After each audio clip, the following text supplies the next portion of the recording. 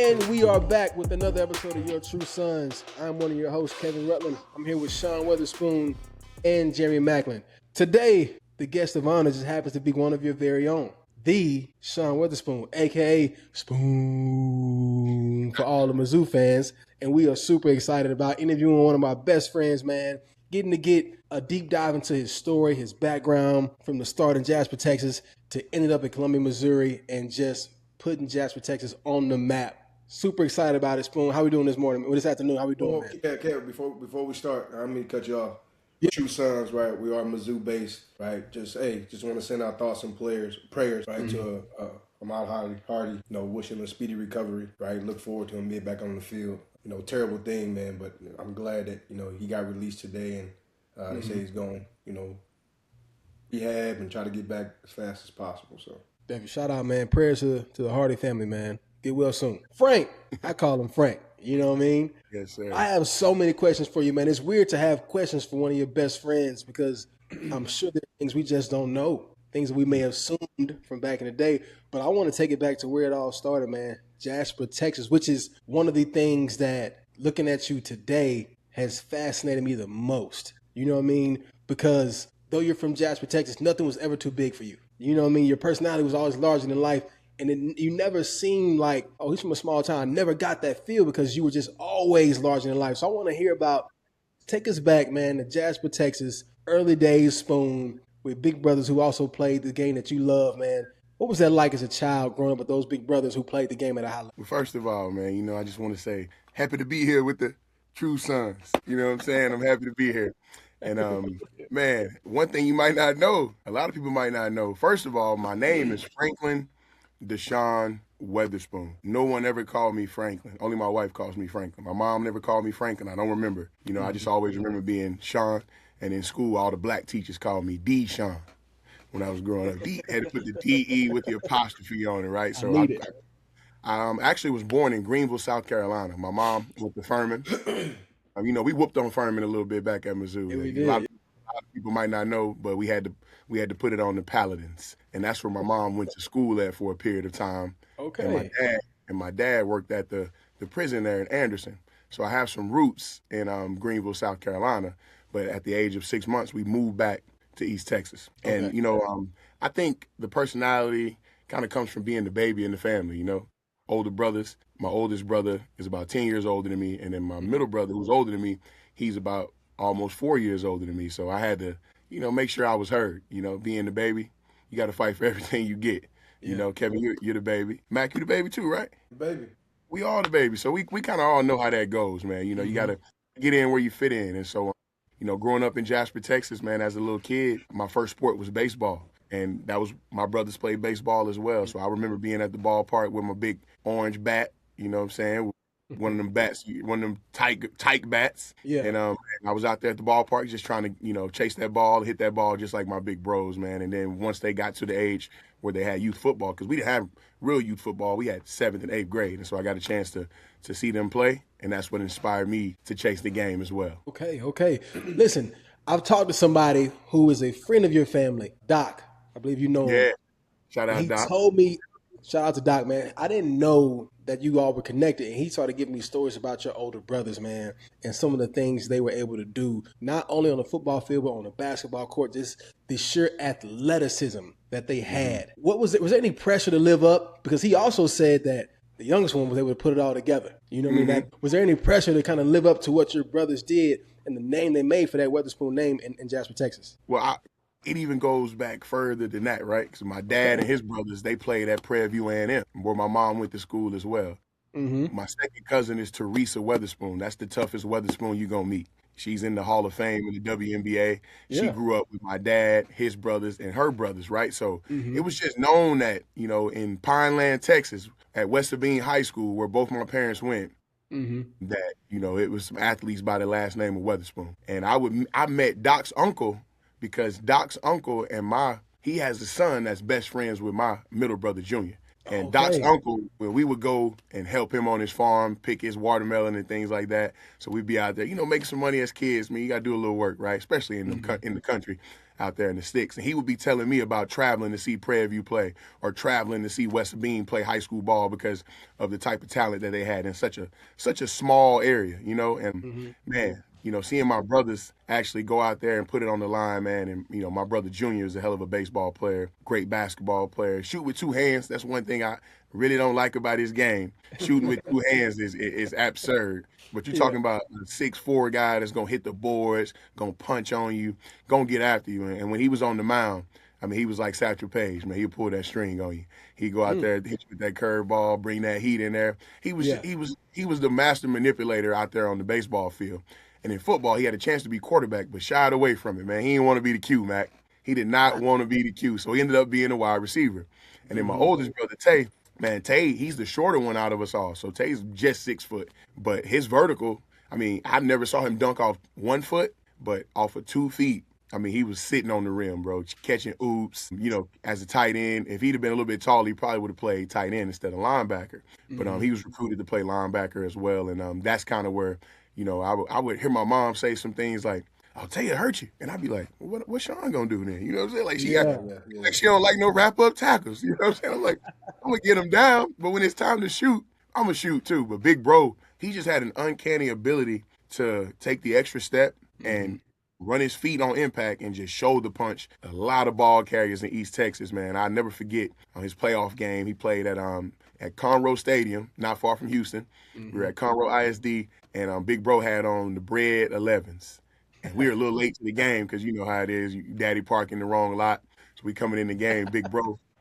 As soon as I come in there, I see that 5 because he wore that S on his chest. Now, we all wear that S on our chest at Jasper High School. You get me? So, man, I saw Big Bro go through and hit the running back. And, I mean, hem him up like a fine dress like Brock Christopher, our brother, would do at Mizzou. Hem him up like a fine dress and just run them feet, drive him for 5. And all you seen was the breads. Them breads look like Bubba's little nubs on Major Payne. Bubba's little nubs. That's you seen them breads just running. Boom. Yeah.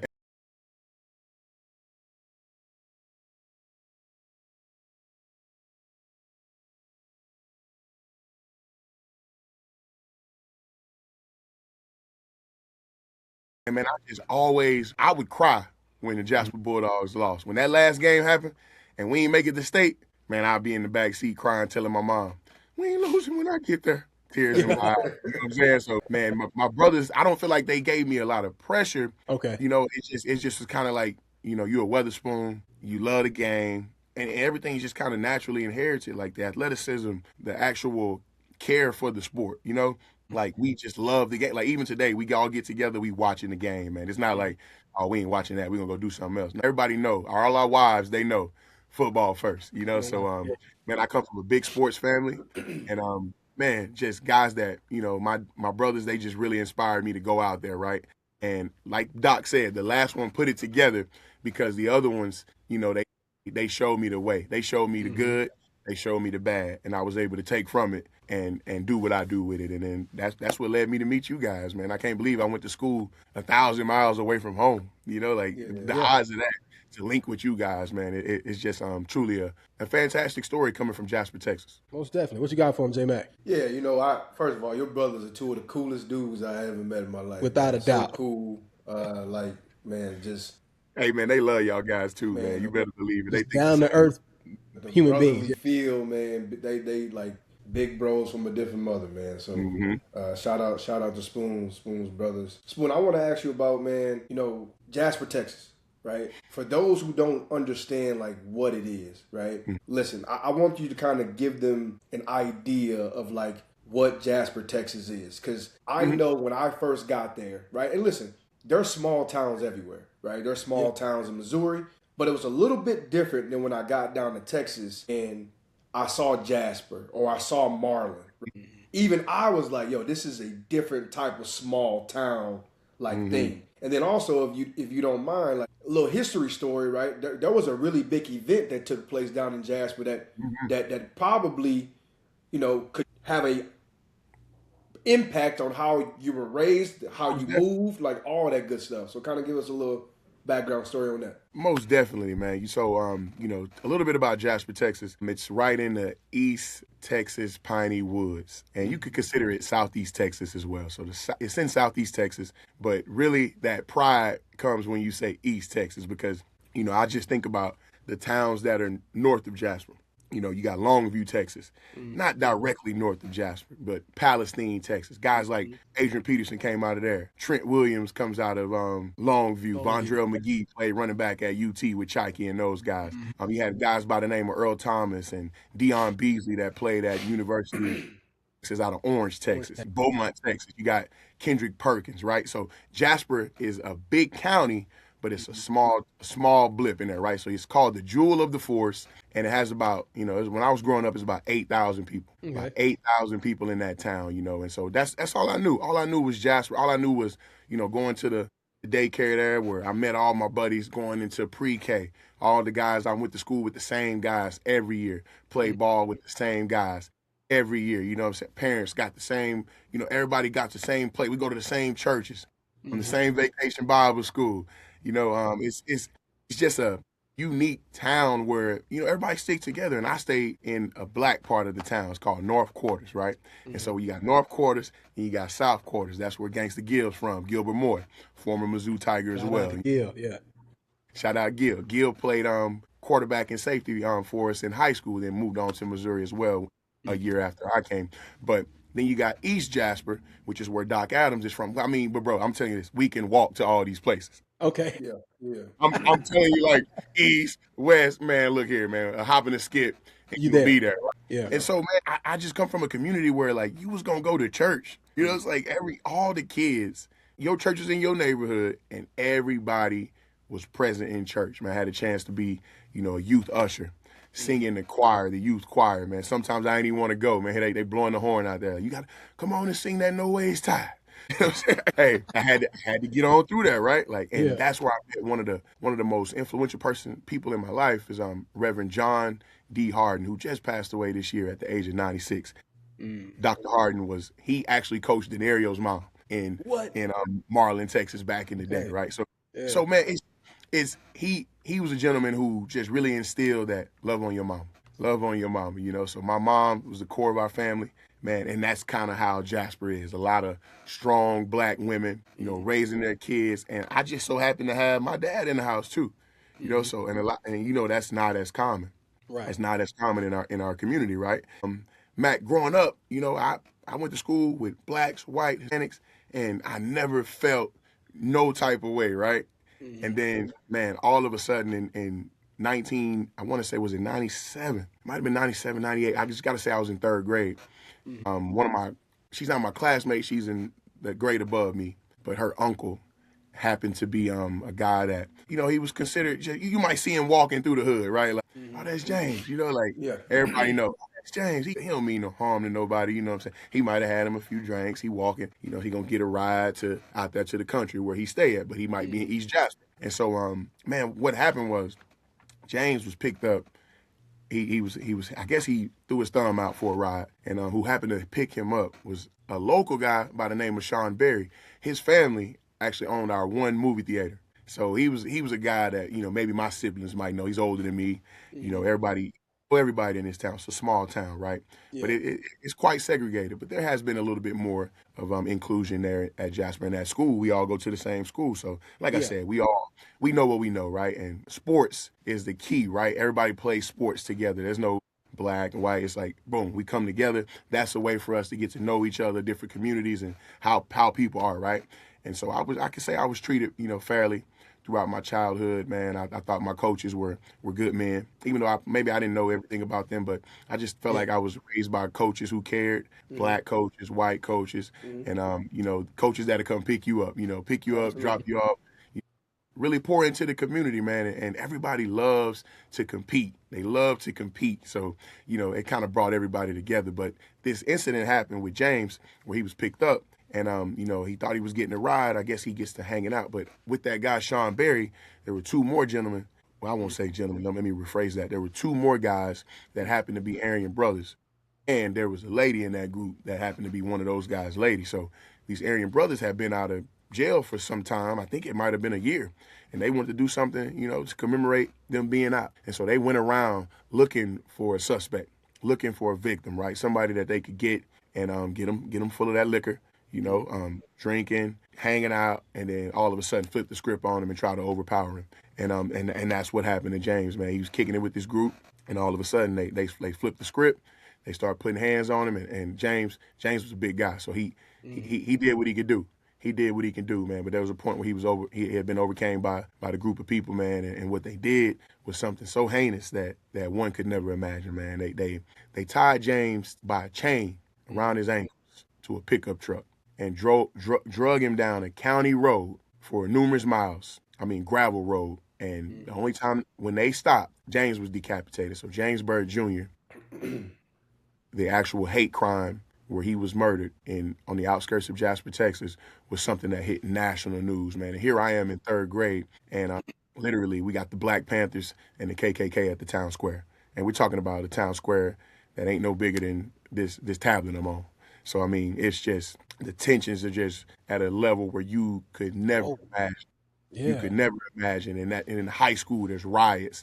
In the middle school, there's, stuff going on, man. It's black and white is kind of pit against each other. And the country, the country don't know Jasper, Right. They just know something happened and it ain't right. And if it's happening here, then it's got some history there, just like this entire country that, there's some history there that really came to the light. And here it is about to be the 2000s. Here we are, got black people dealing with this, man. And so it was something that brought a lot of attention to Jasper, Texas. Ted Koppel came down and he did the 2 towns of Jasper. Because, of course, being in Jasper, you wanted to speak your truth about Jasper and what you knew about Jasper. I mean, this is a community where when I lay down at night, I'm not worried about my door being locked, This is how my parents raised us, just like I said, a real close-knit community. And sports kind of really is that common denominator for everybody. And, of course, religion as well. And so Dennis Rodman, shout out to him, man. He ended up paying for the funeral of James Byrd Jr., bro. And I saw Jesse Jackson at the church. I saw, Al Sharpton. I saw all these figures holding hands with my pastor, Reverend John D. Harden. One of the other mentors in our life, one of the guys who used to take us fishing, Reverend Kenneth O. Lyons of Greater New Bethel Baptist Church. He kind of was one of the voices that led the 2 towns of Jasper town. It was like a council meeting, man. That was, I'm Ted Koppel. That's happening at our high school, and man, we're going through that. And to be honest, it brought us closer, man. It brought us closer because here I am in third grade. We got no quarrels with we don't even understand what's going on. But at the higher level, you can see where this tension is boiling. I mean, I remember the song, Hey, Hey, Ho, Ho, KKK got to go. Like this was real. I remember seeing I thought they just wore white. No, you had the Grandmaster. You had, and I ain't talking Grandmaster Flash. Like it was different type of stuff going on, man. And we were able to see that. And you got 2 choices there, what you do, you get up and get your family out of Jasper. You've been working in the school district all these years, and all of a sudden you just snatch your family up. My parents didn't do that. My parents, we leaned on the Lord.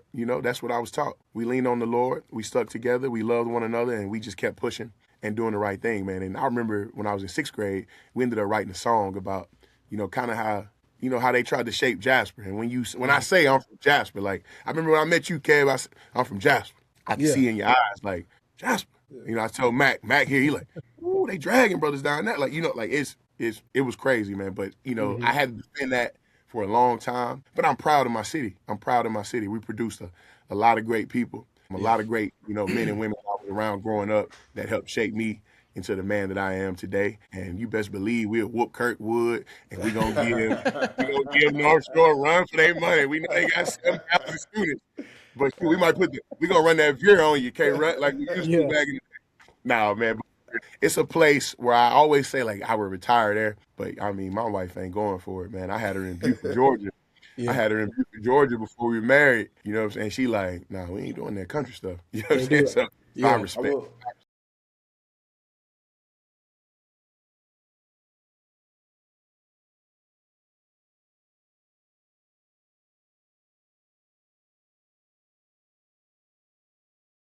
Respect it.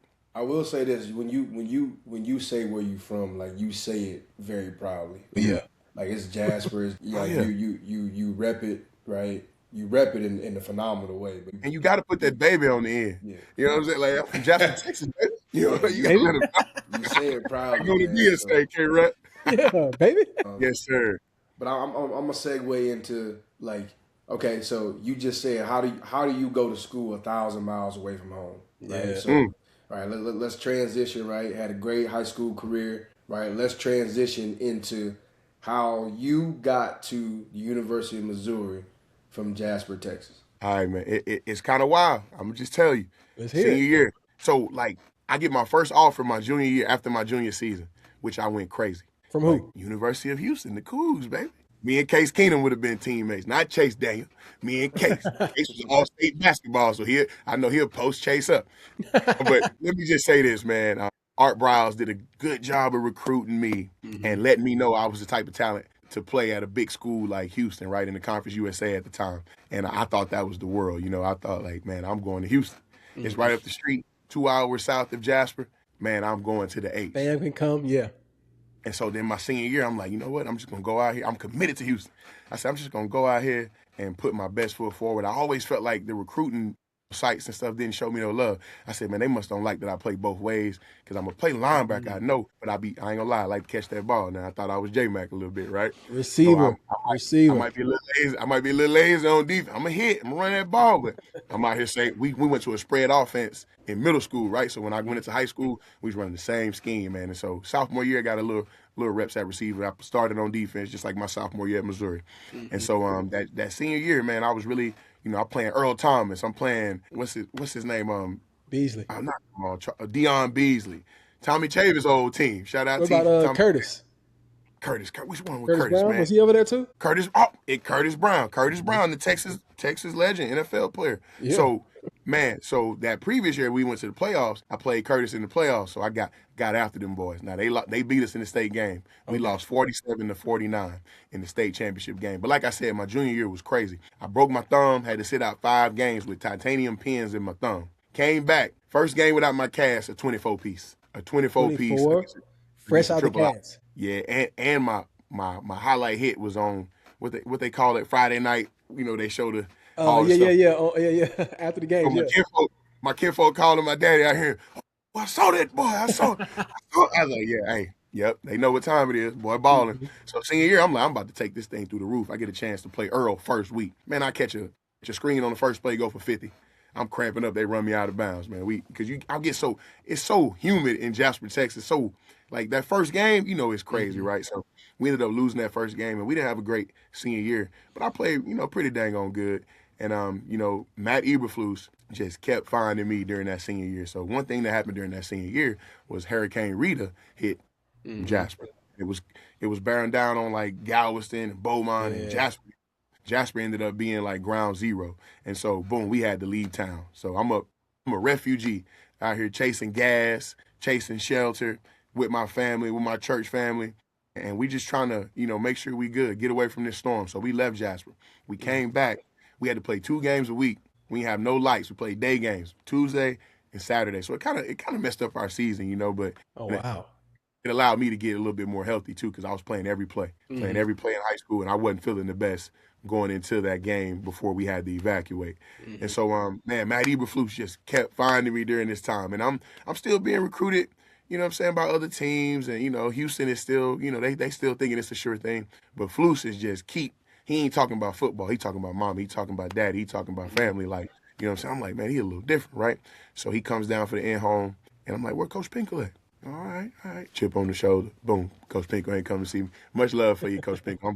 I'm grateful for you because that kept me drive. That kept that drive in me, you know, because I knew he went to Kevin's house. Kevin ain't never played no defense. Coach Pinkel in there eating pound cake, you know what I'm saying? Because shout out Mama Rutland. She always sent a pound cake with K-Rut on that Southwest flight. She did. Come back Oil. you know what I'm saying? And so, you know, Coach Pinkel don't come to my house, but Coach Flus, man, he had the salt shaker. He had the pepper, and obviously the salt was Brian Urlacher, and the pepper was Lance Briggs. And he said, "This is the spot I want you to play in this defense. I want you to be the Lance Briggs of the Missouri Tigers. We're gonna run this Tampa 2. You're gonna get a chance to drop back be sudden, read the quarterback, make plays, right? And so primarily that's what sold me on the scheme. And he showed me a book full of players that were just going to the league because Missouri was really, I can't say we was running the North or nothing. I can just say like, man, you like, dang, when they gonna win the North? Like they had such good players. Brad Smith on NCAA was my first introduction to him, and seeing how he's playing, I'm like,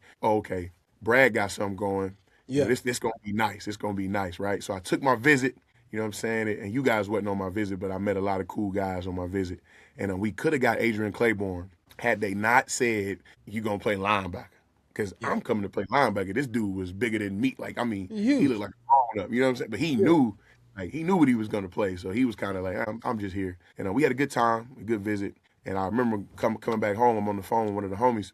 And I'm like, yeah, bro, like, I like Missouri. They got this dude. I met Willie Moe. I'm like, yeah, Willie Moe, he got the headband and the Jordans, spinners on his rims. You know what I'm saying? I'm like, got a P-Ruck. You know what I'm saying? He talk a lot and laugh kind of at everything. He cold. His brother played at Nebraska. He went first round. Like, we got all these draftable players. And the one thing I remember was Chase Daniel tearing up Texas high school football, winning a national championship. I'm like, Missouri already, Chase even won a game that year. So I already knew, after Brad, it was going to be Chase, and I knew we was going to win. So that played a big part. And then I came back home from my visit, and I had a message from Art Briles. He's like, I'm hearing some things. If all I heard was hate. Like he went crazy. We had a kid from Stephenville that went up to Missouri, you know what I'm saying? He didn't like it, this and that. I'm like, if he played, he would have liked it. And wherever I go, I'm gonna bet on me, So I felt real good about telling Houston like I want to decommit. And Matt Eberflus had told me, he said, whenever you want to be a Tiger, just call me and tell me that. Easy. And I met Coach Steck on that visit. I met Coach Pinkel. He brought me in the office. Yeah, you're a Big 12 guy. Like he got his watch. He telling me, I'm like, I knew it. Thought I was Big 12. I don't know why Texas ain't called. That's something. You know what I'm saying? I'm like, dang, A&M playing. I went to junior day at A&M. They was dancing around me like they didn't want me to be there. Mike Goodson getting all the love. Now, over years, I had to put pause on Mike Goodson. Now, and now he know why. But man, it was like, okay, these people care about me enough to make me feel like I got an opportunity here. Because I still didn't feel like they cared about me enough, like you two, to be in your house eating, pound cake. And, J-Mac must have got an NIL deal to flip from Oklahoma. You know what I'm saying? So I'm like, they don't like me that much. Had to got something, yeah. But, man, so, I come back home. I'm watching Kansas whoop on Houston in a bowl game. And I'm like, I just learned about this Kansas thing. I just learned about it, right? So I'm at the mall. I watch the game. And I go to the mall in Beaumont, Texas. I'm walking through Stephen Barry's, which is like the sporting goods store. And I see a Missouri sweatshirt, bro. Like no bull. Way down there. A Missouri sweatshirt. It's a college. It's like everybody's stuff is in here. Oh, but this Missouri sweatshirt is looking at me. Yeah. It ain't even my size, Kevin. It ain't even my size. But I'm like, an omen. I literally just watched the game, went to the mall, like the next day. Man, I called Flus. I said, Coach Flus, I want to be a Tiger. And it was all said and done. Man, I remember the media coming to the high school and Mizzou actually found a way to get me a sweatshirt to make the story even sweeter, right? Yeah. Here I am in the front of Jasper High School with the Missouri sweatshirt on in the Beaumont Enterprise, K-Rut, which is Beaumont's Houston Chronicle, the Dispatch, Mac. Yeah. You know what I'm saying? Small town type stuff though. But man, it was a huge story. Everybody was super excited. And I was just like, man, I get to play all them teams in the Big 12 South that didn't show me no love, So that was huge for me to come to Missouri and get an opportunity. That's all I needed was an opportunity, man. And we took it and we just did what we do with it, That's what we do. Shout out to Coach E for being persistent. So that kind of is a little bit of segue into recruiting in that back then they recruited players. It wasn't necessarily I need stars, I need this. No, I'm looking at a guy. He may not have the stars, but I see a football player in you. Now, I'm not sure if Coach E knew how athletic you were at the time, but he's seen you play both receiver, he's seen you play both linebacker. But they saw the tape. What's that? They saw the tape. They saw the tape. They saw you dunking the basketball too. Coach Hill was like, let me get him. So I want to speak to the athlete that shows up on Mizzou's campus from day one. Now, typically, you don't find someone who has the athletic ability like yourself matched with the work ethic that you have. Normally, you get the guy who can jump out the gym, run 4 4s, bench press the house, squat the house, but they don't really work that hard. You know what I mean? But in you, I think that was my first time seeing someone who had all the talent, but had the work ethic and the dog to put it together, which is why you end up going first round, in my opinion. Speaking about your athleticism, what did you jump in high jump in high school? Just for the listeners. So, like, I didn't go out for the track team until my junior year. I didn't know that. Because my uncle was the track coach. Okay. And he's a legendary track coach. I mean, like almost 100 All-Americans. You know, like Jasper had the national record in the 4x1 for like 9 years. Like we ran 39.91 at Jasper High School. So when you go through my field house and you see all these records and stuff, you go to most schools. I went to Eric Berry School recently, Creekside. I said, Eric Berry. Man, I didn't have a shot at what these dudes was doing in South Texas in the early 90s and the late 80s. Man, we had guys running 45-1 in lane 8. We had 6'11" high jumpers. And so high jump ended up being an interest of mine, you know, because I could always get up there pretty good. Right? I was a strong jumper. And I dunked going into my freshman year that summer. I was actually go to the gym by myself. I dunked, ain't nobody can see it, right? But I knew I could jump, but I was afraid to go out for the track team because on Mondays, you ran 8 quarters. And we didn't have a track, but we had an oval-shaped dirt ring, right? Like, and it was like, they call it 440. When my dad and them used to run it, right? Much longer than the 400. Yeah. What Unc would do, he would drag the last 100 and I think like coming into that last curve, last 100 and some change, he'd drag it with that thing they drag the baseball field with, Matt. You know how they get the field right? He would drag it and he'd wet it. He'd wet it first and then he'd drag it. So it's like you running uphill in clay almost, it feel like in mud. And he said, go ahead, drink that wine out there on the weekend. I'll run out of here on Monday. and if you miss Monday's workout, you just move to Tuesday. You still got to run them 8 quarters, and then you got to work that 200 day. You know, so Unc he was like that. He won multiple state championships without a track. He'd take 3-4 guys to state and win it. I think our triple jump is like 52-10 or something like it's high school. Like Jasper. Bro, it's ridiculous, man. Like these dudes were special. Like I mean, and it's because like that competition. It started in your neighborhood. It started in your household. You know, and man, you was just gonna grind, and we hit them weights. We hit them weights, man. So I go out there for the track team because baseball has treated me very unfairly in Jasper, Texas. I'm just being honest. This ain't no joke. Like there's a kid from my neighborhood named Malcolm Bronson, who's a hell of a coach now. Malcolm was drafted in the 6th round by the Kansas City Royals. Chose to be a free agent with the Kansas City Chiefs at football, right? I play with Malcolm, and was only a DH on his state, on a team that he led to the state championship his senior year in Jasper. He can't play in the field, but he gets drafted. He can go play for the Chiefs and the Royals on the back. He was one of the best safeties. He went to McNeese State, was one of the best safeties in D1AA. Tore his knee up his senior year, so his draft. He chose football. He got drafted 6th round out of high school for the Royals. Chose football, and it just so happened, you know, and that's Zach Bronson's nephew. Zach played 10 years in the league, played safety for the 49ers and the Rams. He ended his career with the Rams on a neck injury. But so, you know, my uncle just told me, like, you already know how they're gonna do you out there. And that's a thing. Yeah. That's the thing. My son plays baseball today. My son plays baseball today, and I'm like, no, we not cutting the dreads. No, you're not gonna be. You gonna be who you are. You gonna do. I don't care if your hat don't fit. We gonna put a little something on it, and we gonna keep it on. You know what I'm saying? But I don't want you to feel like you have to change in order to go be a part of a team. Yeah. And so, you know, that's just the climate, right? Like baseball. You know, I'll never forget when they were talking about all the black coaches getting hired. There was a coach that said, "We let them get that. What is gonna leave us?" And that's kind of how Jasper kind of treated the baseball program. I mean, I'm just keeping it a buck. Got a lot of great friends that I played baseball with. My boy Will, who played at Louisiana Tech, Sam Houston State, was in my wedding. Like, it's a lot of people that I, you know, grew up with playing ball that I got a lot of respect for, but I couldn't stomach going out there playing baseball and being kind of cast away because I still like basketball or I'm still interested in track, you know. So I understand how coaches are. Here I am, a high school coach today, and I'm telling you, go play what you want to play. You know, and so went out the track, say, you ain't got to do nothing. You can just work out this first year, right? You can just work out. work on your jumping. So I jumped in 8th grade. I was a high jumper. I got like 3rd at district. And so I knew I could get back in. I had a few of the techniques down. And I would just go work on that. And the uncle was like, you need to come out here and run now. I'm like, all right. So he started training me, right? I'm running the 200. I'm doing all the workouts that everybody else is doing that's actually sprinting at the track meet. And we get to Dallas, and he throw me in that open 200. And I'm like, bro, I get out there. I think I run like, I catch somebody on the last. I'm in the 3rd heat, so it ain't the best heat. But I ended up catching somebody on that back.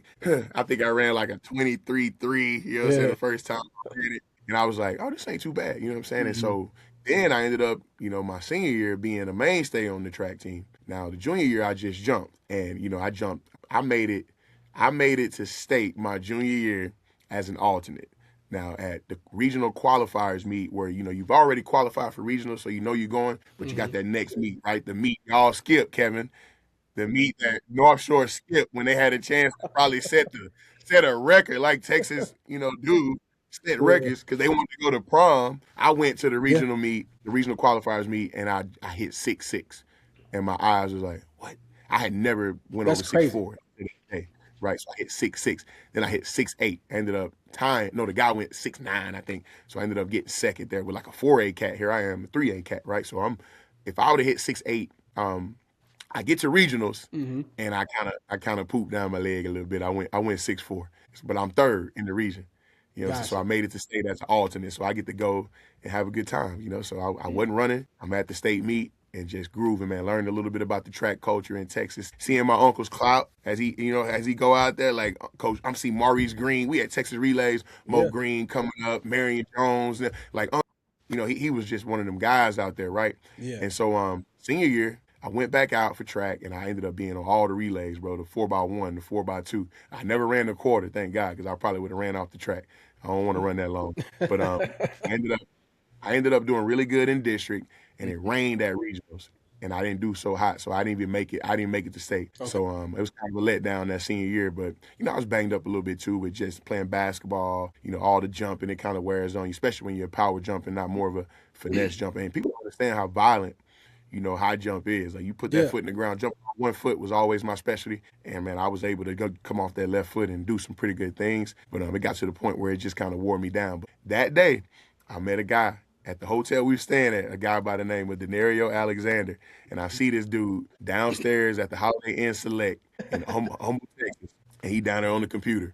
As you know, DA gonna have an electric in front of him, right? He down there on the computer, and I look at him, I'm like, buddy, look familiar. Because we follow each other on social. I see him like, man, dude, look mad familiar. So we catch up with each other, start talking, man, you know what I'm saying? We the next day I had a chance to watch him go out and win the long. I think he won the long jump and a triple jump. Well, he might have came in second in the long jump, but he won the triple jump for sure, where he was a state champion as well. But we had a chance to just connect and talk about us going to Missouri.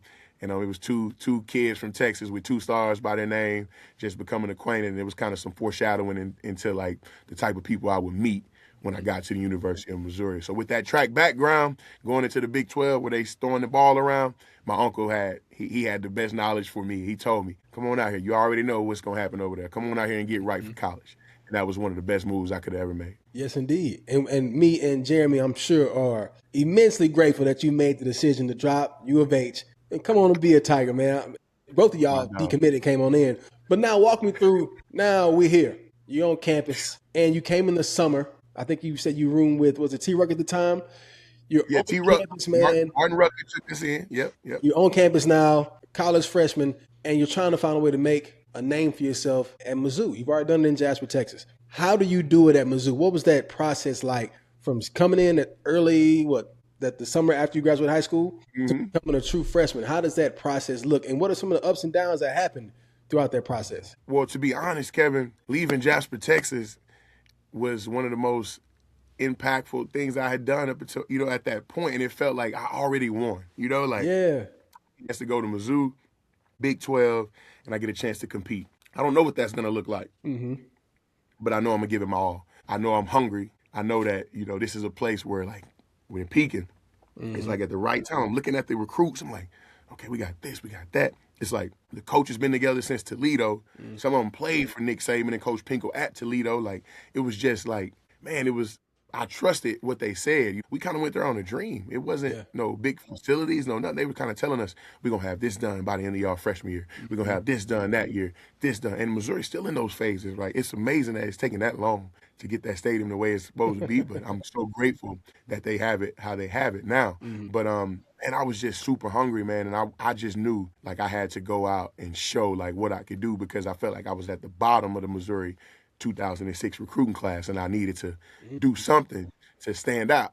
And I knew that I had been in the weight room. I knew I had ran track. I knew that I played basketball. I was multi-sport athlete. I knew I could change directions pretty good. But coming out there to 7-on-7 was my first kind of like welcome to like all the talent being on a certain level, right? Yeah. And man, I think the ball went to the back, came out the backfield, and I ran cover 3 or cover 2 before, but like closing, on this athlete by the name of Marcus Woods, who, used to kill on NCAA. Like I come out my break and I'm ready, right? And I get there and he just, he just hit me with the and I just went down. I was so embarrassed. He circled me, ran, somebody else had to make the play. I'm surprised they say, man, get him out of here. But the coaches ain't out there. The older guys want to see what the young guys can do. Who do we have in this recruiting class, right? And that was like my welcome to Mizzou moment, like my first rep, like falling on my face. But at the same time, it showed that I was eager to attack whatever the challenge was. And I think with a little coaching and, a good mentorship by Dedrick Harrington, who was the Mike linebacker at the time, Marcus Bacon, who was a hell of a will linebacker out of Cypress, Texas. Rest in peace to Baco. It was like, man, this could be a place where I can learn. And I was like, I told Pig Brown that summer, I'm like, bro, I don't care about none of that. I'm playing. Like, he was like, me too. We sitting there like, I don't care if it's special teams, like whatever. I'm ready to burn the red shirt to get experience, so I got a leg up on the competition the next year. So I was kind of seeing the big picture of things, but I never was I thinking like NFL. Never. Really? Never. I just grew up watching the game and loved the game. Yeah. But the game was always like, wherever I was in my present life, that's where my feet were. Mm-hmm. I was a Cowboys fan, but you think I'm like trying to watch the Cowboys every Sunday? Like I'm a kid, so I wanted to play football. I was always where my feet was, and so man, that summer I knew like, okay, I got to show these coaches what I can do. So I came in 212 pounds thinking like they're gonna redshirt me because I'm small, right? Mm-hmm. Shoot, no, they like what I could do. I had 16 reps to 225 the first day I get there, 23 by the end of the summer. So I put that work in. I was on point. I was stronger than all the linemen, but I wasn't playing on linemen. So was the class. We didn't run 40s in the summer, so I mean, we had to worry about that. But I just knew, hey, everywhere you go, hair on fire, run. So all the testing, all the metrics that say you can play in the Big 12, I achieved them. They call it the Big 12 standard. I achieved them before I ever stepped on the field, and that's when I knew, like, that's crazy. These other guys been kind of, I ain't say they've been kind of sleep, but like they ain't been working like me. So I knew like I was ready for a college season. And the fact that I didn't get to play a lot only just fueled the fire for the following season, because, most kids like today, you probably be like, I'm out of here, man. I know I'm better than bitch. Mm-hmm. We losing. I'm watching, get some stuff on, I don't like to see in ball. And of course you play enough ball, you all gonna make mistakes. But I remember Coach Pinkel was like telling the coach he was telling one of the coaches on the sideline, Steck, he told Steck, hey, why is he tackling? He's got to tackle. Like I'm like, tackling? That's the bare minimum. Like, what are you talking about? Like, put my name on my tackles. So I just couldn't understand why I wasn't playing, but Missouri was into developing me. But I didn't get a chance to go be a freshman All-American like my roommate Dale Howard or Jared Perry, J-Mac's roommate, all who played as true freshmen. Denario didn't get off the ground fast either, but toward the end of the year, they saw what he could do. He ended up becoming a guy that can do what he does, right? Hit big plays. And, I didn't get much chance on defense, but when I did get my number called, I gave it all I had, man. I blocked the punt in that first game. I was a mainstay on the special teams, I was a special team player of the year, had a lot of big hits, and I couldn't wait to get to that second year, man. And then when I got there, they still wasn't messing with me for real. It was like, oh, you three guys going to rotate. And I'm like, I do respect, Brock Christopher and Van Alexander. They were some good backers. But I couldn't understand why I was rotating, Obviously, Brock was the man. He'd already started. But I'm like, bro, I'm really – he like, I'm like, bro, like you want to have these type of players on the field because At all with times. experience, it's just gonna continue. You're just gonna get better. You're gonna get better. So that first year, that spring, I'm out there. I ended up taking like Brock pushed me in the back. Yeah, I'm saying it, Brock. Hope you're tuned. We had what's it called? Yeah, I'm saying Pursuit it, bro. drill. Pursuit drill. Yeah. And so Missouri pursuit drill was a little different. If it was 4 DBs, it was gonna be 3 cones. If it was Yep. 3 linebackers, it was gonna be 2 cones. Mm-hmm. And so you get your up downs, got your feet chopping, boom. They give you the reaction drill, boom, you gotta go that way. And the Mike linebacker should get a cone every way, right? Right. But you know me, I got that old Jasper, Texas speed on me. So, man, you know what I'm saying? I mosey right by him. Yeah. Right when I'm about to get the cone, he hit me with the vet move. Get out of the way. You know what I'm saying? Pushed me right in the back. I land on my knee. Man, I'm thinking like, I done tore my knee. And turns out my meniscus, not my meniscus, my PCL, because they call it like a dashboard injury. Like when you're in a car accident, Yeah. the dashboard hits your knee, push it back, that posterior cruciate ligament just gives out. And I didn't know if it was sprained or torn. I actually read in the paper that it was torn after I had been told it was sprained.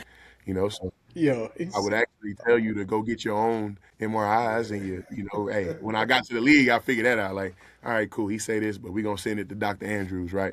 But Missouri, they knew it wasn't a significant injury. They knew that over time I could strengthen my quads to overcompensate for what was going on with my PCL. So man, they made me practice all spring and they taped my knee up. It was so stiff, bro. Can you imagine taping your elbow up and you trying to eat with that mud? Like if your elbow just ate tight, you can't even get the spoon. You know what I'm saying? They did my knee like that. So at the beginning of the practice, I'd be hobbling. I think when I got hurt, they put the red jersey on me. Yeah. And Coach stepped to me and said, I want you out of the red by 11. Yes, Coach. Yes, Coach. Because I just come from that era where like your coach tell you to do something. Your coach is like, you do it. No questions asked. He your football daddy. You know what I'm saying? Hey, I gotta make it happen, right? So here I am, man. I get out there, and by 11 on 11, I'm out there red jersey, but I had the worst spring you could ever have. And, bro, I was pissed off about having to practice. I was pissed off about everything. And they was like, you're just not mentally tough. And I'm like, I'm down. Hey, he was telling me, you is not mentally tough. You not mentally tough. I'm like, bro, I am hurt. Y'all say this in the paper. You tell me this in the training room. Like, it was bad for me, bro. I'm like, man, I can't wait. Spring game was over. I couldn't wait to, like, just be a kid again, right? And then I knew coming into that junior year, like, I was going to go crazy. I'm sorry. I knew coming into that year where I got a chance to be the starter that I was going to go crazy. So I made all league, had a $130, had made a lot of plays. I was ready to go. And that's when it became, like, I could turn this into a career. Like, I can hit the league because I'm watching everybody else. I'm watching Laurinaitis. I'm watching Malaluga, Muckleroy and them down in Texas, Sergio Kent. Like, I'm just kind of peeping everything, man. Who was that? Rashad Bobineau from Lamar. Yeah. Mike linebacker for Texas. And then what's the guy? Jordan Dizon. He was the best backer in the Big 12 other than Curtis Lofton. Curtis Lofton and Jordan Dizon was the two linebackers that you kind of wanted to model your game after. And I'm like, I can outrun them. So it's going to be live when I get my chance. So I went hard, man. Then that junior year, man, I think the first game I caught 2 picks, ran one back, and it's both 4-quarter picks. Yeah. I came to the sideline. Mario said, you gone. Like, and it still didn't register. I'm like, man, chill out. And then I got Walter Camp, Defensive Player of the Week. Yeah. And then that's when kind of like my name was hot. Like me and Mark Hersley become friends. Me and Mark become friends on IG. Shout out Mark. Aaron Curry, not IG at the time. It was Facebook. Okay. Aaron Curry, all these Brian Cushion. And all these guys kind of started, reaching out, and we just talking ball and like competing, man. Can't wait to do it again the next year, man. And so, we had a pretty good year that first year too. We were 12-2 on that team, my first starting year. So we balled out. The next year we picked to do it all, right? Picked to win it all, and just, it kind of fell by the wayside that Thursday night in Columbia. We played Oklahoma State, and man, it just got rough after that. But we finished good, man. The pick hit the ground. Well, Patrick Levine from Houston. You didn't catch that pick. And when I see you, And when I see you, man, clear as day. But I ain't gonna lie, man. I played some old football that year. Yeah. And I will say this, right? Like you talked about, you covered a lot right there, man. So you talking about the mentality you had when you came in, right? Like I think sometimes, like when you feel like you're not getting the type of love or the type of attention that you deserve, right? Sometimes it could actually have a negative effect, and you can start pressing. You can start doing things out of character to try to like prove to yourself and really prove to other people that like you are who you say you are. I think you came in, it was like, yo, I'm here. 2 stars is done, max of 4, it don't matter. We all here, we all in the same class, let's rock and roll. And I think like that's the same message we were just giving to all these undrafted free agents, right? Like, hey, it don't matter if those guys went in the first round, right? 6th round. We've been there, so we know they're gonna get some more opportunities. But when you get your opportunity, you better be ready for it, right? And I think like that was your mentality, and that was like, yo, like, hey, if my only opportunity to play special teams, like, I'm gonna go in there and play special teams. I remember being so jealous of even that because I couldn't play at all. I'm like, yo, like, Right. Hey, It's that dog game.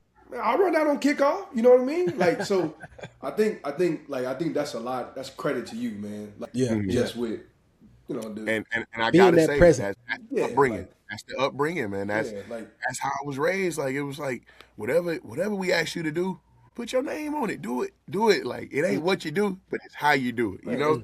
And so they asked me to do a certain job. Get ready. Like that's really how it was. Like so. Exactly, Mac. I think credit to you, man. Appreciate it. We had so many great battles, like offense, defense, right? You talked about the year that y'all set up there. Like that was a time we thought our second team defense was better than our first team defense. Your true freshman year, right? Yeah, we got after it. We got after it. I'll never forget when I hit K. Russ. With Pig and Spoon and the young corners. I was like, yo, these guys. I think it was you and Van rocking in because you had Deke and Brock start. Like I'm like, yo, like these guys might be better, man. So it was extremely athletic. It was athletic out there. And the crazy thing is, there's a guy by the name of Aaron O'Neal who passed, right? Mm-hmm. Who people say I channeled like what he brought. You know, people be like, man, you remind me of A.O. because A.O. played running back. You know, he was athletic, he could run, he could hit. You know, they be like, man. And then we had a guy by the name of Chad Washington, and his brother Calvin had played a big part of Missouri's defense. Chad was freakishly athletic, so we had like I was big. Chad kind of like a smaller version of me, just a little bit smaller, more like a safety, but lean. And like, man, Missouri had done a good job of recruiting. And here I am, Chad leaves.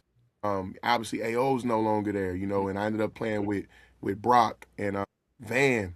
And bro, I just tried to be who I was, you know, like it wasn't like a big deal to like, oh, I'm gonna go off the reservation, right? I just knew what I knew. I didn't know why we ran cover 2. I didn't know that it's more impressive when you stop to run out of cover 2 because you got 2 deep safeties. Like I didn't understand why we're running those stunts. We run the pirate stunt to change the gaps. That Flus is still running in the league. That put them in trouble.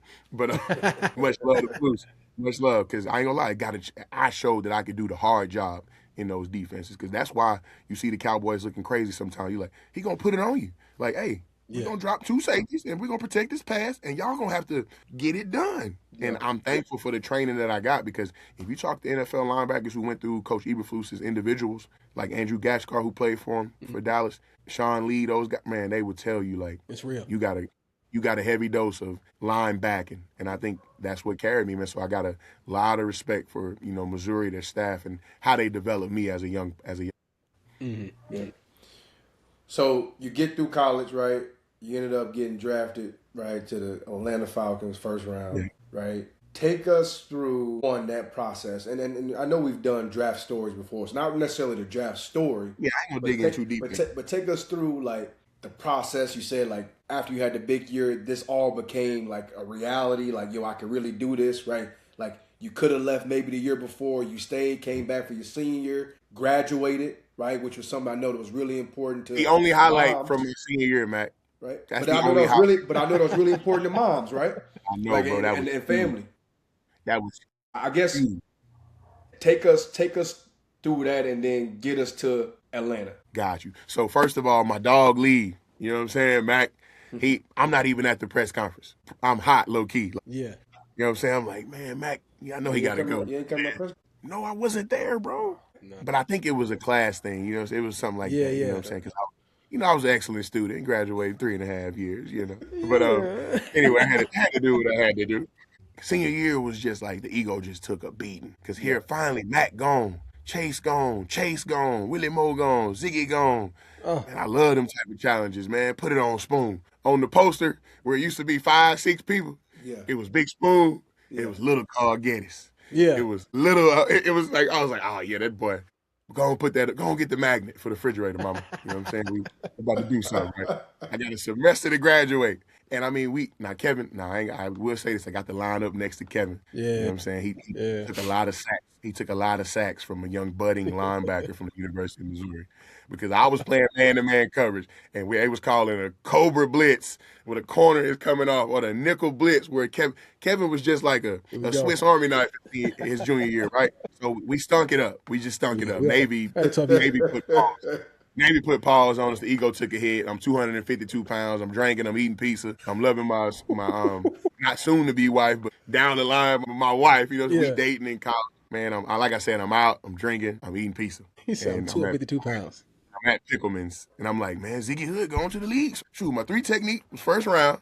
I got to eat because they're gonna be getting up on me, right? I'm gonna have a little bit more boom this year. So I'm hitting people, but I ain't running, Mac. Like I ain't running like I'm running, right? So as soon as I signed with my agent, he like, everybody say you gotta lose weight. Everybody said it. Everybody say you gotta lose weight. You 6 foot nothing almost, and you 252 with no neck. And you in the media guy with a frown on your face, like me and Denario was on some other stuff. Like we mean mugging in this joint. I'm so fat in that thing, bro. I got that thing rolled up. It's rolled up somewhere. You'll never see it again. Okay. So, I go out to California, start training, man. Brandenburg played, he was an edge rusher for the Colts in the 90s, early 2000s. Man, he took me through my individual field work, man. Like I said, the weight room is nothing. Right? Yeah. Weight room. All I need to do is refine running techniques, this, that, and the third, right? Positional drills was where I really hung my hat. I knew I could run. I'm like, I'm going to look like a big safety. That's my goals. And so I'm out there with Aaron Hernandez, Dennis Pitta, Garrett, the greatest golfer, Graham. You know what I'm saying? Like, I'm like, who else? It might have been another tight end we had. I'm not sure. But, man, I'm out there with that work. Like all those guys were starters. They were starters on their team, bro. They were special. Aaron told me, see, Spoon, he must have knew about my first practice at Missouri when Marcus Woods put me on my face because he was like, see, you gonna come up too fast, Spoon. I already know you. So I came up. The boy Aaron said, and like my third preseason game, second preseason, I'm like, dang, we didn't even care about Gronk. I'm gonna just be honest, like that's how cold Aaron was, man. Aaron was that good, right? So I'm training with him, bro. So I know. If I want to go to the Falcons, I'm telling everybody at the Senior Bowl when I get there. And when I want to go to the Falcons, I'm telling Mr. Blank when I met him at the Combine, all the coaches who I'm interviewing with. Man, I went down to the Senior Bowl. I lost 14, 15 pounds by the time I showed up. Put on a clinic. And what was crazy was the leadership because everybody is like out there like, man, it's a job interview. We all tight. Everybody, you stretching. They ain't got no music. They ain't got no music playing, Mac. Mac, I caught myself. I was like, what I'm being quiet for? Yeah. And then it was a D tackle named Cam Thomas, and he from Memphis. And if you know the Memphis cats, you know how they talk, they vibe, and everything, right? So he was like, North. It kind of reminded me of 3-6 Mafia, what I was listening to, because we was the North team. You know what I'm saying? And everybody come to see the South team, who Tim Tebow is starting for as the quarterback over there, right? Okay. Yeah, so it was crazy. Then my roommate with Athletes First, with my agent, my roommate is Zach Robinson. Offensive coordinator for Tampa Bay, so who beat us in college, right, Mac? Ruined our season. And so when I get there, LeGarrette Blount is like one of the top backs. Joik Bell, one of the top backs coming out of Wayne State. Twin McCourty. Devin on the back. Devin ain't even starting on the Senior Bowl team. He's a returner. And here we are. Brandon Graham is a man. Like I'm Jared Oldrick. Like it's just everywhere you look. Darrell Washington. Like and you just look. I'm like, yo, this North team is crazy. Larry Asante at safety. Kyle, what's Kyle's last name? Don't make me mess it up. Anyway, man, Kyle McCarthy, Notre Dame safety. One of the top agents in the game right now, working for Athletes First, who was actually, with my agent group as well, right? Earl Thomas, I'm competing with him. We out there running. Damian Williams, like I outran Earl, I outran Damian, I outran Jeremy Williams, wide receiver at Tulane. They all took a day off. They was like, nah, Spoon ain't not run up. At our combine train, they like, nah, Spoon did not run 4.50. They was like 4.5 north of that, and they was hot back. They all went home. So when I get to the Senior Bowl, I'm just lit, bro. I'm talking noise, I'm dancing, I'm grooving out there. But the whole time, I'm around that ball. Yeah. I'm playing Mike, I'm playing Will. I'm just trying to show everything I can do, and I really excelled in the man-to-man coverage. I really got a chance. So I think LeGarrette Blount tried to hit me with like an angle. I cut him off, Mac. I cut him off, and I ain't even guard him no more. Like when I cut him off, I just like the route is over. Like I just run off, like doing me. It's done, yeah. And I'm talking big nose. They said, the media was like, "Do you know who you talking to? He punches people." Me too. I'm like, that's what I was on. I'm like, hey, come on, I'm from Jasper now. We gonna hit now. You want to go punch? We gonna punch. You want to hit? We gonna hit. Like that's just what it was. But the Senior Bowl, the practices, we really changed it, bro. We were like, I never forget seeing how hard Brandon Graham worked. Man. How like Mac, it was one time he in my huddle, he got his head down, and I'm showing everybody like I command this, like this me. Boom. I said, hey, pick your head up. Ain't nobody. He said, Spoon, I'm going every play. I said, put your head down. You good in my book. You know what I'm saying? Get your break, because we need you. And so, man, we balled out in practices. They finally got some scouts out to see us practice because it felt like the South was getting all the love. Mm-hmm. Alabama was just riding high. They won the Natty, Javier Arenas, the linemen, and they just had all the love, man. And so, here we go. We're going to the game. Tim Tebow throw a slant that skipped out there. Man, I was going back to the huddle behind him, Gator Trump in his helmet like this. Oh, it's a wrap. Like we talking big noise, had a good time, man. We kill them in the game, bro. I catch a pick. I'm playing cover 3. You know what I'm saying? I get in the hook curl. And Gunther Cunningham, the old Chiefs legendary coach, was our defensive coordinator. Mm-hmm. And, man, he was a light, bro. He was a light. Like, because, in the bowl games and those type of games, you want to be as manila as you can be. Yeah. But you won't have no seam adjust with the nickel, the curl flat defender running with the seam at 2. You won't have that. You won't have a lot of, no blitzing, no nothing. Just man-to-man and zone. And to me, that's what I think the game should be. Man-to-man and zone. And when you need to be aggressive, that's when you draw up your 5-man pressures, your 6-man pressures. You get a chance to blitz. But I got a chance to play coverage, showed that I could read the quarterback, vision, and break. Ended up catching a pick, played really well, covered really well. Guys coming out of the backfield, guy by the name of what's the guy played with the Chiefs, Mac, became out of Ole Miss. We played him. McAllister. Yeah. Dexter McCluster. Right? I'm sorry, McCluster. Yeah, McCluster. Dexter McCluster, bro. I never forget. He comes out on a wheel route. I go underneath the snag, man, and still catch back up with him, and I don't interfere, and I almost get my head around to get 2 picks. I mean, it was that close. And Corey Chavis, fire safety in the league, man. He was covering the league, and he had me do an interview on NFL Network, and I still watch it, man, because it's crazy. You know what I'm saying? Like just going back in time and seeing my mindset and what I was there for. I knew what I was there for. I did what I was supposed to do. Went to the combine, solidified that. Went to my pro day, did my thug thizzle again one more time back at the crib. Got a PR on the bench. Did 34 at the combine, 35 at my pro day. So that was something I wanted to do. Wasn't supposed to run a 40. The Falcons had me at 4.43 to about 4.49. I think the Colts might have had me at 4.41. Like, it was all the writing was on the wall. Like, okay, you played yourself back into the first round just with the draft process, So that was something that was cool. I was like, whew, you know what I'm saying? I'm trying to get drafted higher than J-Mac. I'm trying my best. Trying to get him. And so here we are, man. Draft day come up. I'm like, they don't like me enough to bring me to New York. All right, still got that chip on my shoulder. It's cool. But I'm not at the house, but we went to the Holiday Inn at the crib in that big lounge and stuff, and we set it up. ESPN had the cameras and all that, had the fam there. And something that crushed me that day, bro, my dad wasn't there. My dad wasn't at my draft party. A lot of people don't know that, No. Him and Mom, like, while I'm at Missouri, bro, it's hitting the fan at the crib, And, like, it's like you talked about a little bit, Kevin, like, investing a little bit more in the children than the marriage. Yeah. And kind of, now the children are gone. So what y'all gonna do now? Right. And what I'm saying? So Pops was going through some things. Mom was doing what she do, be the rock, hold the front up.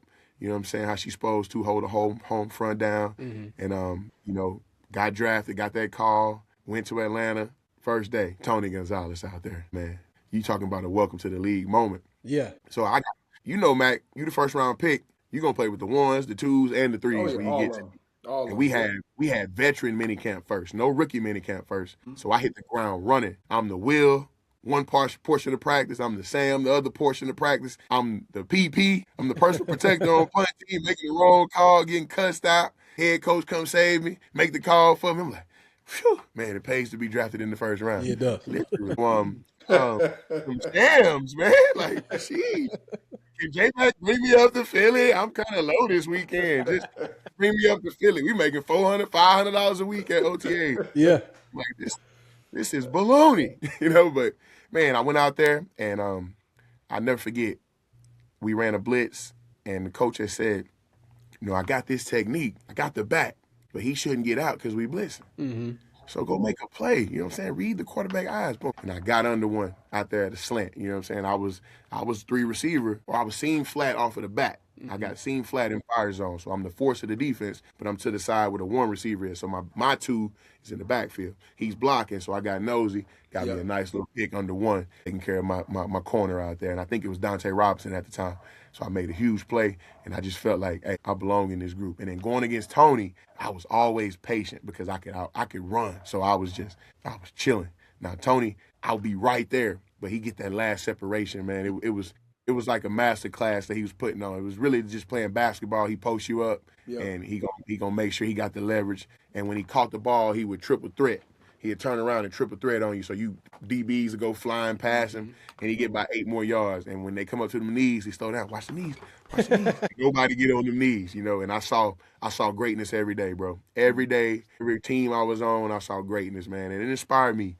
It inspired me to go out and put my best foot forward as well. And I was drafted to a good team, man. It was something that was awesome to go to a team that you knew was going to be relevant. We had a pretty good run here in the A them first few years too, man. Definitely. Frank, I got one more question for you, but I kind of want to know what's going on in your life today.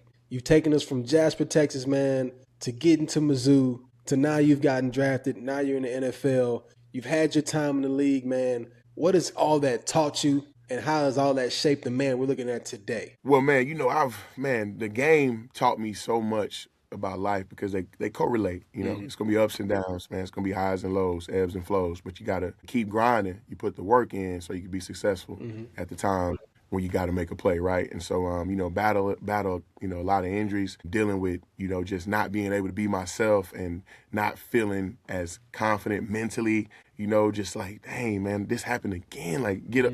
I go out there and knock, man, bro, pro football focus don't never get nobody no good grades. I'm in my second league. I'm in the second year. I'm all pro football focus. You know what I'm saying? I'm like, I'm doing my thing. I'm on my way. You know what I'm saying? So, man, then, turns, bumps, curves, go to Arizona, come back to Atlanta, finish up, man. I'm like, dang, I still want to play, man. But it's like opportunity just not there. I was never on a team where I didn't make the team. I was never called into the office to bring my iPad or my playbook. So it was kind of weird, saying, like leaving the game and not really having a chance to finish it the way you want to finish it, right? And so it was like the year before COVID-19, I'm like, F football. You know what I'm saying? I'm chilling. I'm big chilling, grooving. And I always had a passion for music, so always writing and recording. I'm in my home studio now where I spend a lot of time. It's kind of like my therapy in here. And man, I just my wife and I, we ended up getting married 2017. And so now the career was slowing down and, had my baby girl, Ava. They say your first daughter, your baby gonna look like the daddy, so she come out with 12 fingers. I'm like, yep, she mine. I was polydactyly as well. I came out with more than 10 fingers as well. I was just super, super happy to be a dad, and that's kind of when the focus started to shift. Like, okay, you got responsibilities, man. It's other things in life that meant more to me, and being around my baby girl, man, just really set the tone for me, like to leave the game and not be so distraught to where like I had something to pour into, being a father, being a new husband, making another baby, baby boy, baby Sean, man, my son came, about 14 months after my daughter. So I come back to Atlanta from Arizona and we're pregnant and we got a baby. We left with a baby, 2 weeks old. We come back, she about a year, and now we pregnant. So we got another one coming. And so we had baby Sean, and we decided to go from Beaufort. We're here in the city now. And so Atlanta's home, man. I got a chance to play 2 more years there, of course. And then, kind of, the world kind of came to a halt. But right before that, we had baby Corey, man. My funniest baby too. Like she different. She's just different, man. That girl is something else. She a little superstar. And so Corey was born in 19. And so here we are with 3, and then COVID shut it down. And I'm feeling like, man, football, let's get back to it. Boom. Don't get no call. All right, man. So we gotta figure it out, right? We gotta figure out. You gotta do something. And that's kind of like, me and my wife always talk about, like, she like, you'll be a great coach. You be a great GM. Like, because I could always kind of normalize the room I'm in. and I feel like a lot of football players come from a lot of different places. You got funny guys, you got serious guys, you got guys that don't, laugh. You got just a lot of different people from a lot of different places, and I always was able to fit in those groups and make everybody feel, comfortable. And I think that's why she felt that way about me coaching, because the way I poured into the young players when I was here, and I spent time doing that, and I just knew like, man, I want to give back to the game. I want to give back to the game, and so we went. It's crazy. We say, let's have a baby. We say, let's have a baby, right? Yeah. So that was like 2022-ish, Yeah, 2022 we get pregnant again, and we're older now, so obviously, it's a lot different. No ball. I'm playing golf, chasing that ball around, picking my kids up, first in line, doing all that daddy stuff, that good old daddy stuff, and I just love it. Yeah. Still love it, right? And so we had baby Kai, and baby Kai, he actually, like my wife, Christine, was just not feeling well. She had a headache, and she thugging it out because she got the same mentality as like she from Jasper. Like shoot, I got stuff to do. I got a headache, but I'm going to lay down for a little bit. Boom, I'll be feeling better. And she wasn't feeling better. So I'm like, let's go to the hospital. So we went to the hospital, and they were like, you know what? There's something going on here. Shoot, we're going to get you a room. You should see how a pregnant woman with a headache, you should see how they get them moving up at Northside here in Atlanta, which is a baby factory, right? So I knew things were serious. And we're about, it's nowhere near 40 weeks, So she's having high blood pressure. They don't really know what's going on. Like, it's just a lot happening, right? And then all of a sudden, we have an emergency C-section to have baby Kai. And so baby Kai comes at like 26, 27 weeks, man, and actually cried. Like, I heard him. Like, wow, you should have seen how small he was. Like, he was almost like translucent. It's like you could see through him almost, Man, he was doing great. He was doing great up there at the hospital, just growing. Mama's doing great. Everybody's doing better. But we still at the hospital trying to get baby Kai home. And we get mama home. And right at the point, we're in the NICU, of course. He's born quite early. Right at the point where they ask Kai to eat, breathe, do all this stuff at the same time. His sats and everything just kind of changed, man. Like, and it became a point where he just went through a lot, man. He was up there for 14 months. Up there for 14 months. And we made it home. And for 14 months, like being at the hospital, she's at the hospital, I'm at the house. I take the kids to school, she pick them up. It's just a lot, right? Corey Peters' wife came into town, Jenna. She taking the kids to school. We're both at the hospital. Like she was such a blessing. And it was just like so much going on that, just for like 14 months, like time just seemed to not like stop. But yet it was still going so slow too. It's like, man, when are we gonna get baby boy home? And he's just fighting, man. And I remember Kevin, you came out and we went to the UGA game, and I remember you laid hands on and prayed for him.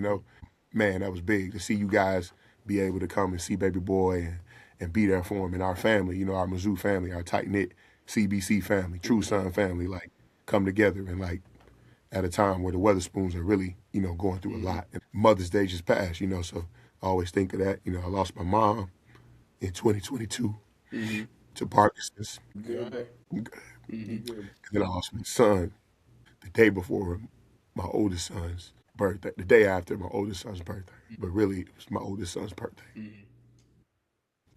You find like, you really grow from it. A piece of you is, lose your mom, lose your son. It's a lot. And so I just remember like, the time when Kai was in the hospital, I'm really wanting to coach ball. Like, I'm like, man, I really want to help give back. We drafted Michael Penix, I think, at that time. I'm like, what?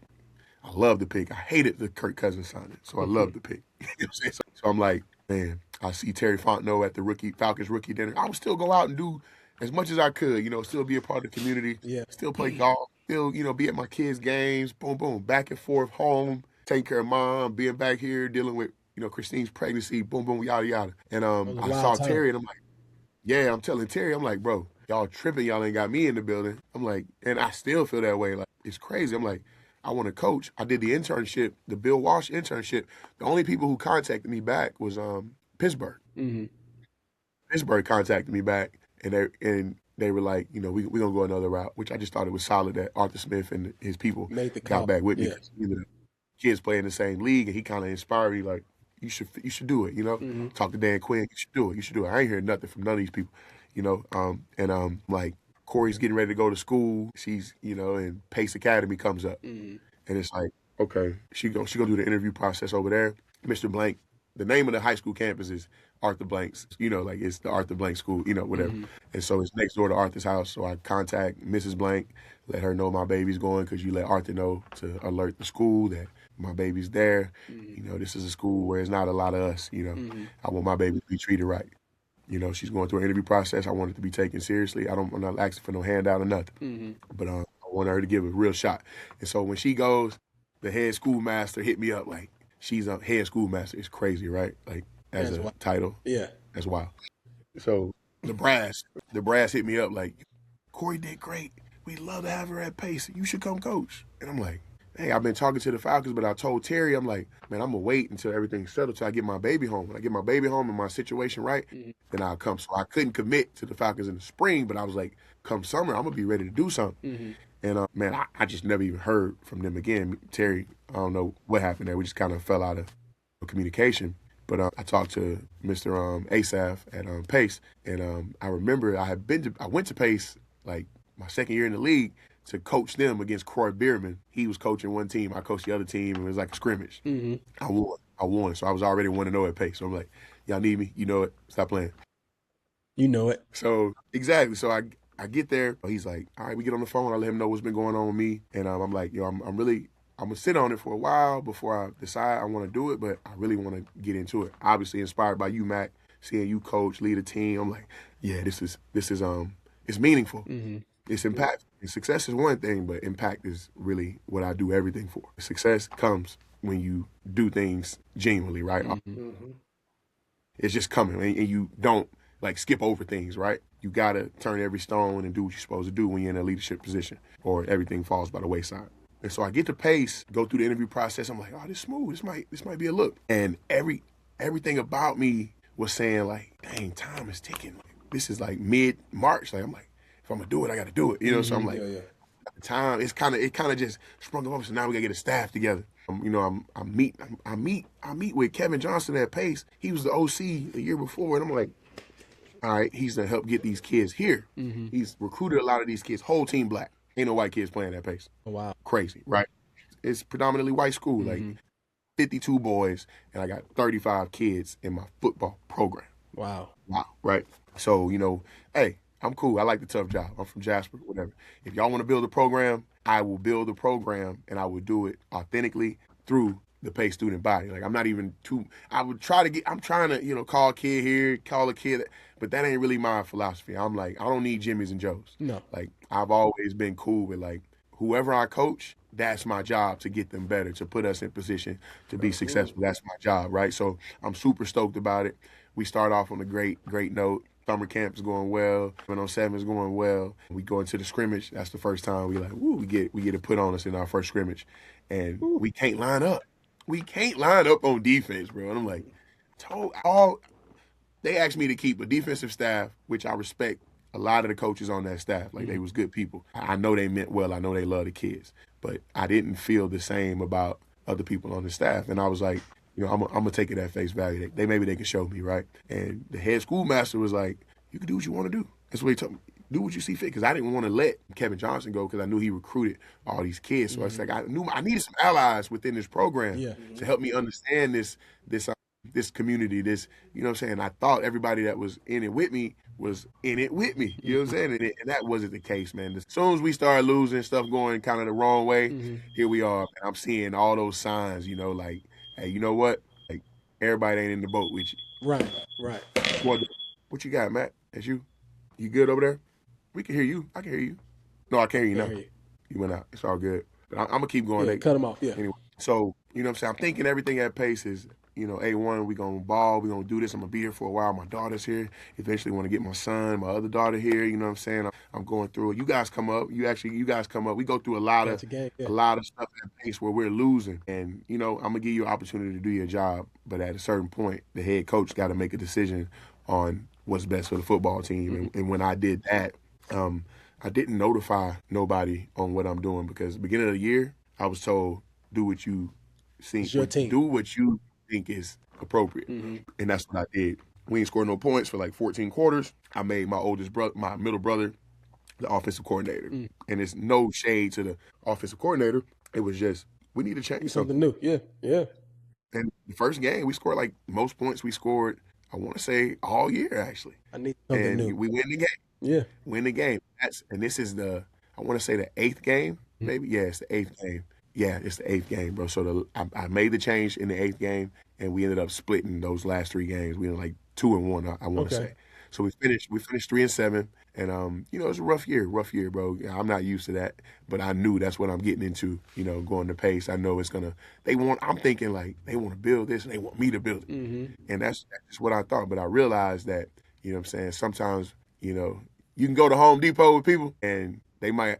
What I'm saying? We might have bought all the tools, all the parts together, but when it's time to put it together, you always find out who really can build it, know. And it's no disrespect, it's no shade, but I'm just built different from a lot of people because what I've achieved in the game is secondary to what I want to do with this team, these kids. It has I'm not coming in as Sean Weatherspoon, Right.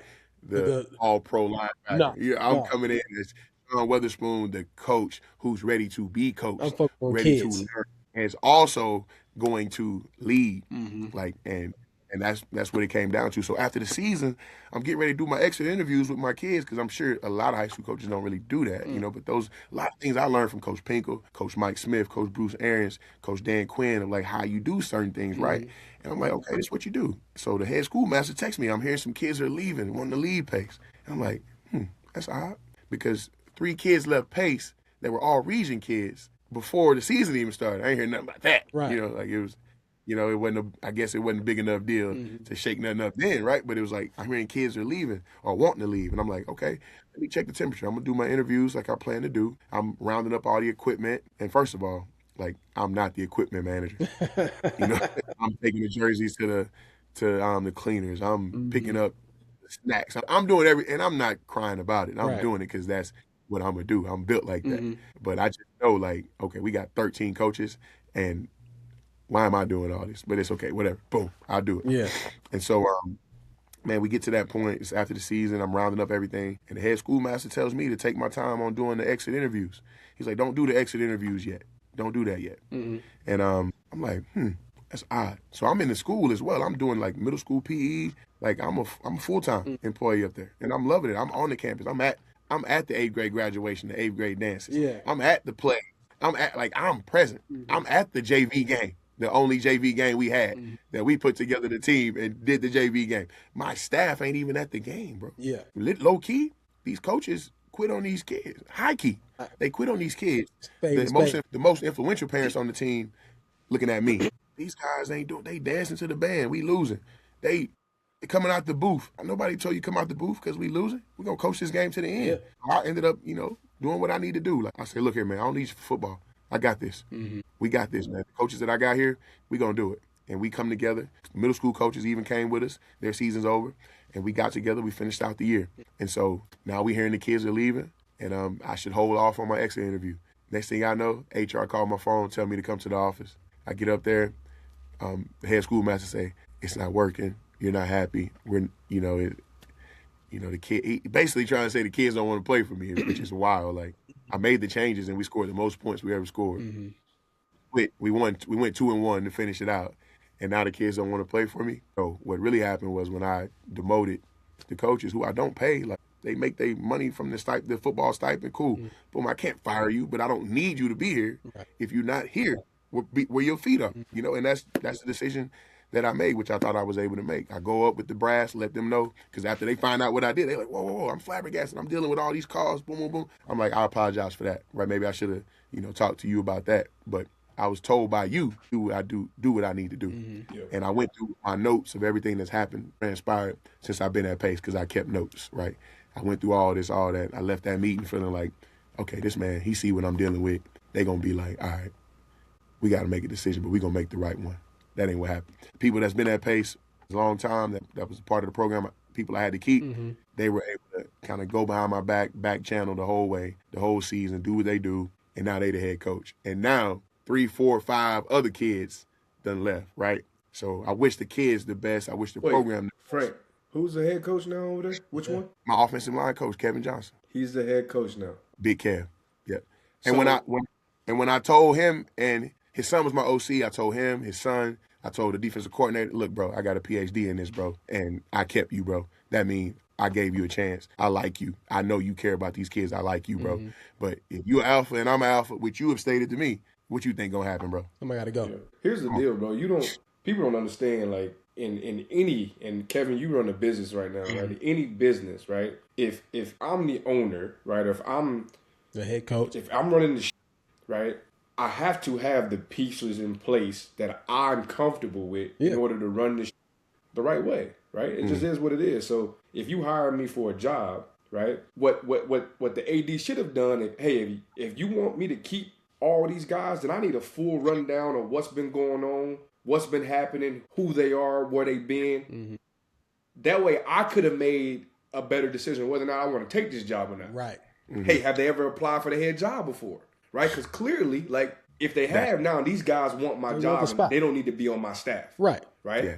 Right? Now, granted, they've been there longer than me. They know the lay of the land. They know the brass. They know the buttons, they know all the back channels and triggers, right? Yeah. And I just always felt like if I call a meeting, if I say we're having a staff meeting, and then right after the game, I'm hearing about you leaving town, and you're not going to be there. What is that? Yeah. You know you got to fight. You know you got to fight during the week, my boy.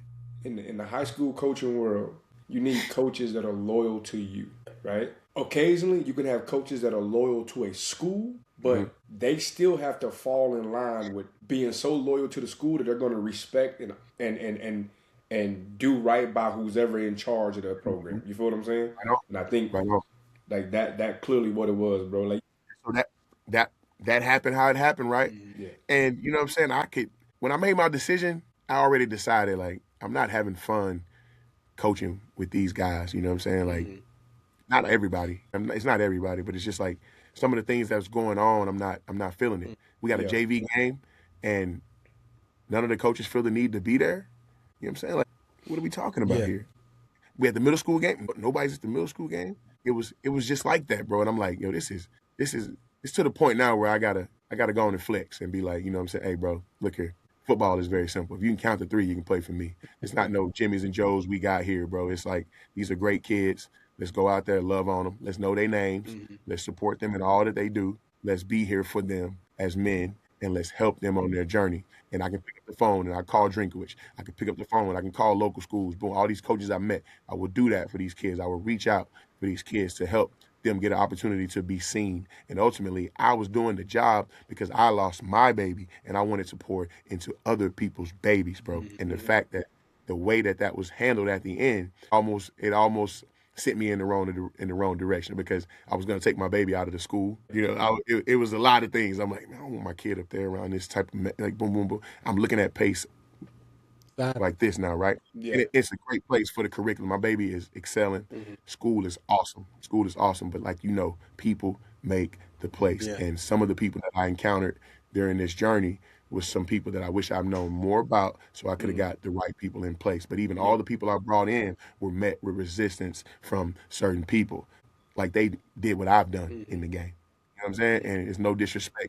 I'm just gonna let you know. You know what I'm saying? And that's what I did. And that hurt a lot of people. Man. But ultimately, I was there for the kids and not no grown man. This ain't about, you know what I'm saying? It's about this. But when you see Ed Reed say, "Oh, Spoon, what up?"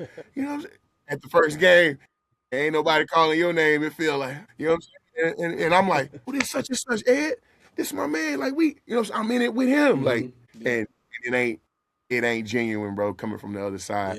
And it was just too much for me. And so now, after that went down, they want me to sign a severance package. And it was like, bro, I don't want your money. No, it's not about that. What you want me to get a severance package for? Because you don't want me to speak what I'm speaking right now, bro. I stand on my own. This is Jasper, Texas, baby. I'm going to stand on my own. I'm going to talk it. I'm going to pop it. You know what I'm saying? And then they try to put my wife in the severance package because they didn't even announce that Coach Spoon wasn't even the coach no more. But what they forgot is, they didn't forget. I have a child in the system. We have access to all the emails. Boom, my wife emailed every parent on our roster to let them know this is what transpired with Coach Spoon. So if they're telling you Coach Spoon quit on you guys, not the case. They're probably trying to tell you that's not the case. Now my wife's name come up in the severance. Because I actually looked at the severance, right? Like, I looked at it. It was just me. And boom, boom. The letter went out. I still ain't signed it. They sent another one. I look at it. why is my wife in there? And why is disparaging comments about somebody who I've mentioned tonight in this severance package? You got me bent. You know what I'm saying? So we, you know what I'm saying? We turn the page there. We turn the page there. And now kids are leaving Pace, and people are like, dang, Spoon kids is leaving. So they call Spoon. Hey, Spoon, what's going on that Pace, man? We see your 4-star in over here. We see this guy going there. And I'm like, nah, I'm not there no more. And I guess the reason why I'm not there is because kids were leaving, right? But apparently people's feelings was hurt. And that's why, you know what I'm saying, they was able to maneuver through there and do what they do, because the head schoolmaster is he walked Kevin Johnson out at his senior day at South Carolina. Yeah. Taught him in high school. But it's talking about a 50-year-old brother. You know what I'm saying? Like 40. So it is what it is, man. They made their decision. So I get a call, and I'm like, nah, bro, I'm not there. And he's like, man, I'm at Alpharetta, man. I'm going to coach the O-line over there. We got a tough battle, but we got some good brothers I'm working for. Man, I love for you to get on the phone with them. I get on the phone with them. They want me to call the defense. And we don't have the personnel to run a 4-3, 4-2-5, which I was running, which I still believe you can run with anybody. It don't matter. But we're running a 3-3-5 stack. And so it's coach's defense. I'm learning it, and I'm getting a chance to put my imprint on it and coach it up, man. And I'm enjoying myself right now, man. And I brought Coach Soup with me. He coaches the receivers. He coached the receivers at Pace last year with my brother Junior. And we got a good little staff, man. We got some guys that love the kids, bro.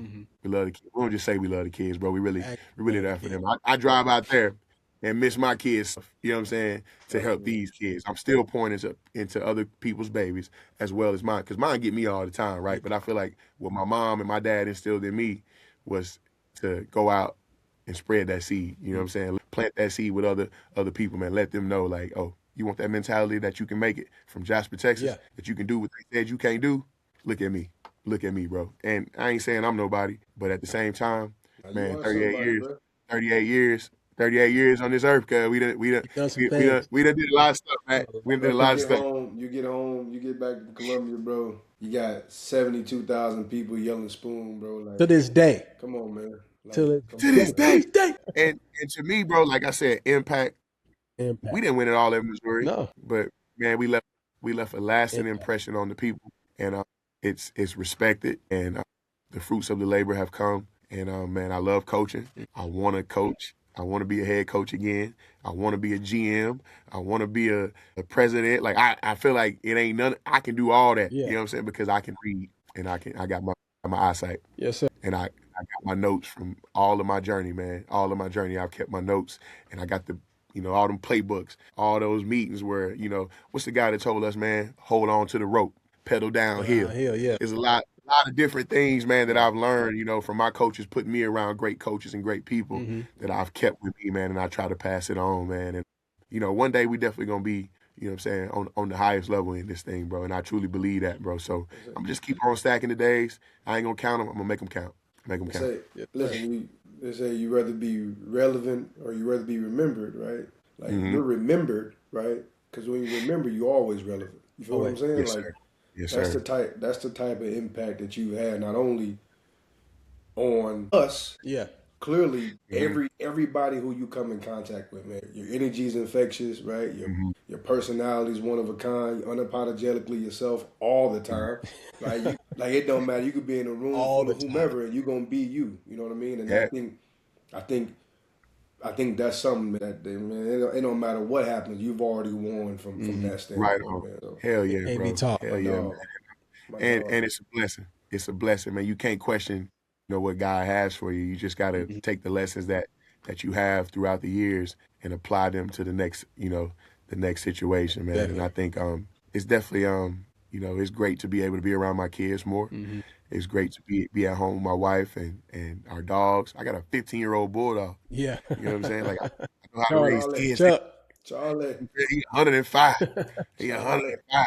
We rock it. You know what I'm saying? Man, God is good, man. And I'm blessed to be a part of the podcast with you guys, man. Kevin, got us going. And, man, they don't even know, man, what we've been doing, man. We've been researching. We going to keep working. Yes, indeed. We're going to keep putting our best foot forward. And we coming, bro. And we going to be ourselves. And we going to be men of God. And we going to be, you know what I'm saying, stand-up guys, man. And we all got flaws.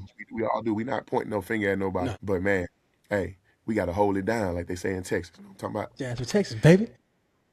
And listeners, we've had a fantastic story from one of your own true sons, a Mizzou great, an NFL great, and Sean Weatherspoon. It's been an amazing time just catching up with somebody I think myself and Jeremy would consider a brother, which is way deeper than friendship, man. It started almost 20 years ago now. And now here we are as brothers, man. So Spoon, once again, thank you so much for giving us this time to just kind of dig into your life. What you got, Jeremy?